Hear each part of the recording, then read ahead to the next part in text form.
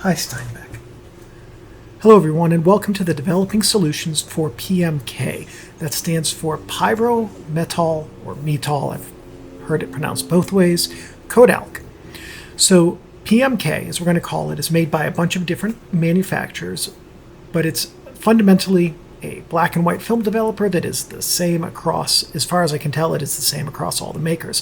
For this video, I used the PMK made by photographer's Formulary, which I've used a couple of times. It's a wonderful chemistry. Now, if you've Google searched PMK, you can learn that it was developed by Gordon Hutchings to be a widely usable film developer suitable for basically any silver-based black and white media. So as I noted, a few different companies make PMK today. So while this video will focus exclusively on samples from photographer's Formulary, the results, whether you use PF, Berger, or Bostick and Sullivan, in theory should be the same. PMK is a mixture of pyro, which is short for, I'm going to mess this up, but bear with me, Pyrogallol, metol, and Kodalk. Not exactly sure how that's pronounced either. Pyro is an old development chemical which produces a development stain and tanning proportional to image density. Staining and tanning can be used by people more skilled than I to enhance image detail. Pyro and metol are the active developers, and Kodalk is an alkaline developer accelerator and safety and quality additive, which reduces ammonia gas formation and minimizes emulsion blistering. Now, as a note, if you've ever used PMK or if you're thinking of it, you will likely notice an ammonia smell when you use it.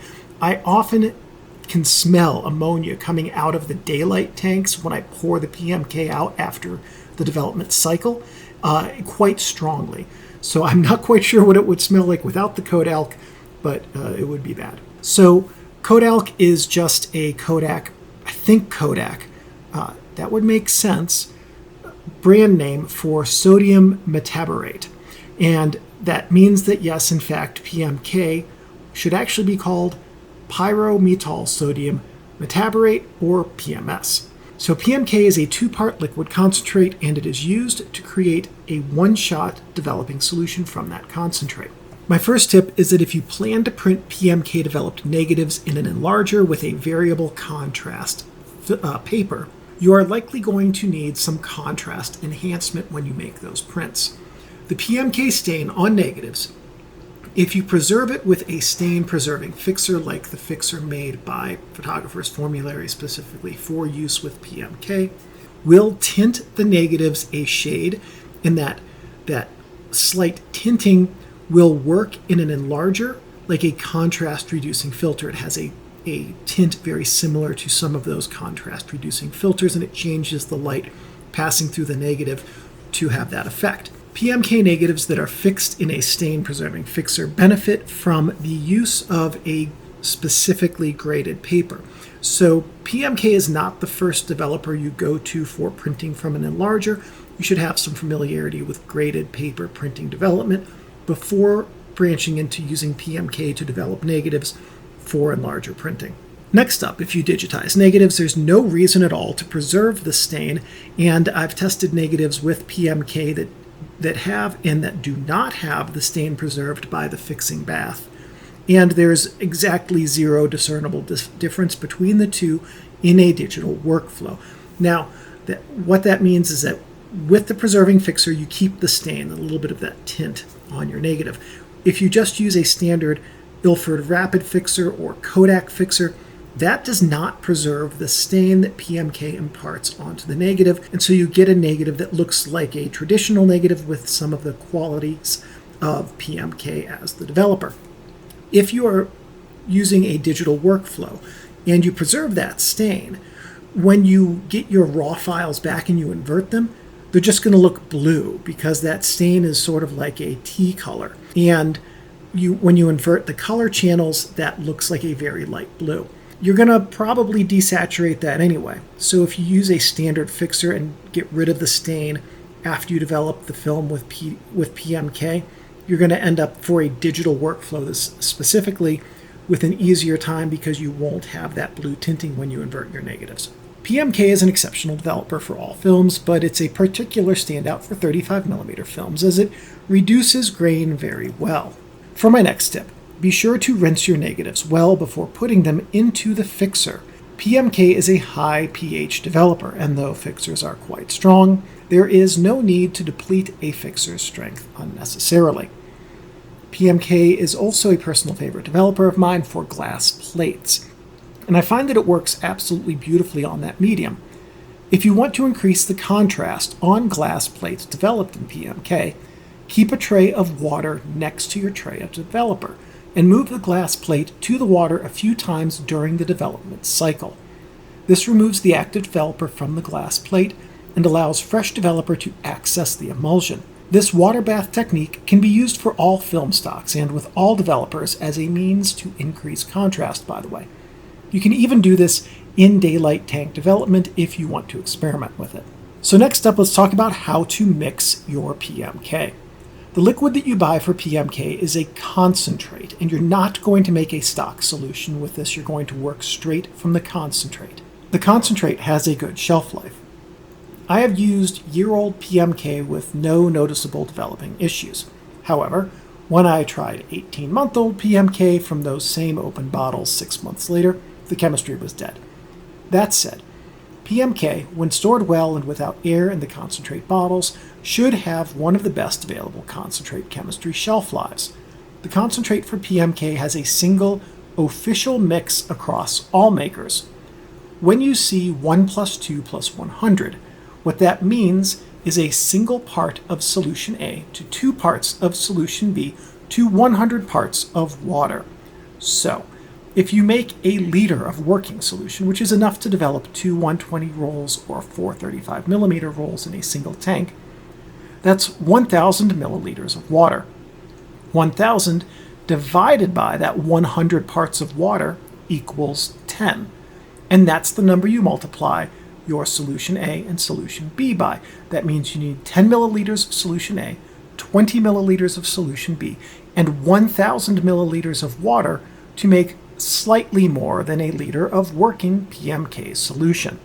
So all you have to do is know how many milliliters your tank holds, then divide that by 100, take the number you get, and multiply that by the A and B, 1 and 2, to find out how many parts of each solution you need to make enough working solution for your tank.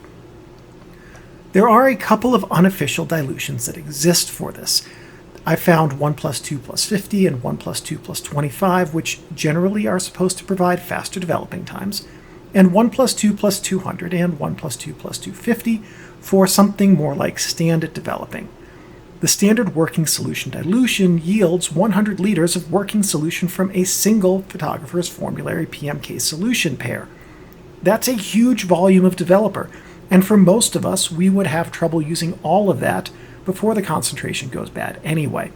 Now that said, we're going to get into the performance comparison right here, and I did test 3 different dilutions, 1 + 2 + 50, 1 + 2 + 100, and 1 + 2 + 200 with stand developing.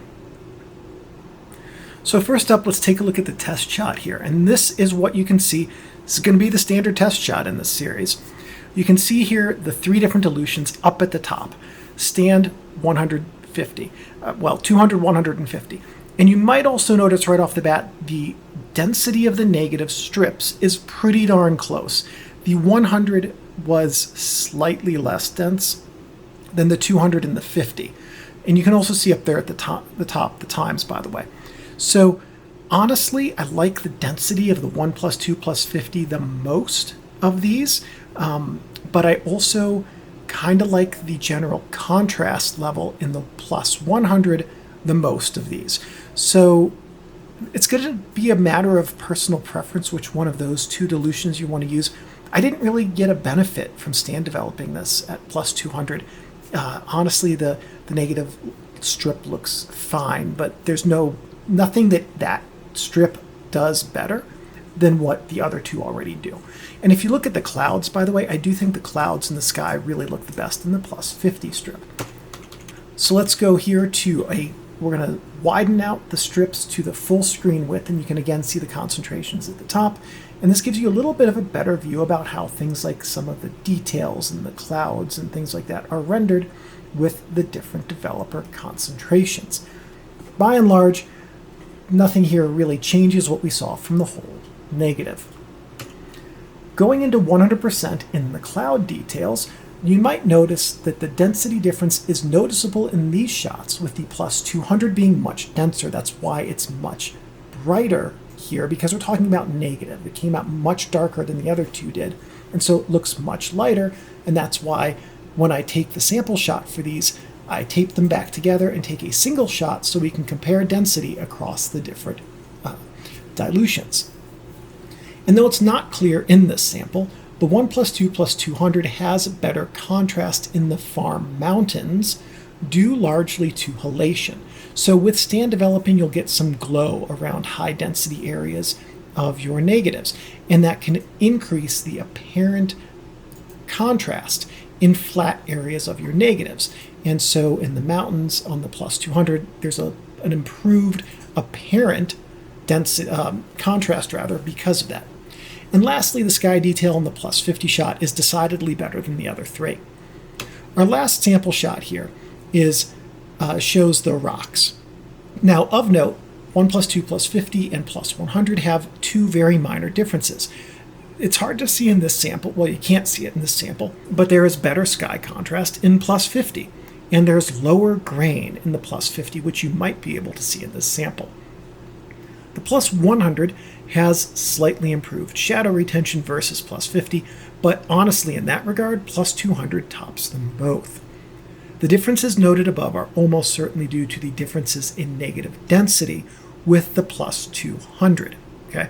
Because the increase in density for that means that there was a little bit more information in the shadows. So here's my key takeaway from everything we've talked about here. Plus 50 appears to be better for pulling contrast out of flat scenes with flat lighting. The plus 200 is likely better for portraits to be printed in a darkroom, as the negative density will allow for more print exposure control due to longer and larger print times. Thank you everybody for watching, and we'll see you in whichever one of these comes next.